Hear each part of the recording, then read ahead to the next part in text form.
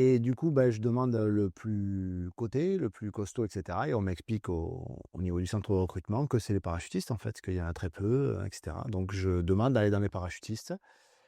À ce moment-là, pour moi, le top du top, c'est le 6e RPIMA qui est à Mont-de-Marsan parce que c'est le seul régiment d'appelés qui part en mission comme les engagés, et cetera. Donc je me dis: «Je vais aller là-bas», mais tu choisis pas ton régiment. Donc je postule para, je fais une prépa para, et cetera. Je sais que je vais aller chez dans les parachutistes, mais je sais pas où.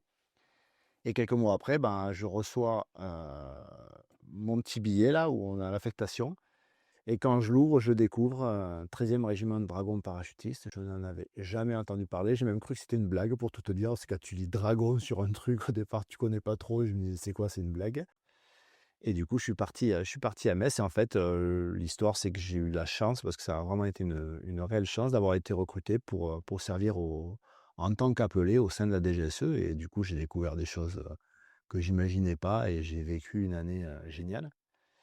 Donc tu as fait Et une ouais. année au service de la DGSE, c'est Ouais, ça? OK. ouais, j'étais appelé, on est en soutien, on n'est pas en opérationnel, hein, on est Ouais. pas de il y avait pas d'appelés qui partaient, sur des grosses missions, mais on était en soutien des opérationnels, on faisait beaucoup de choses, et je me rendais pas compte à cette époque-là, mais j'avais déjà la chance de toucher à des choses que je reverrais pas dans l'armée, régulière, et que je retoucherais pas, donc c'était vraiment chouette.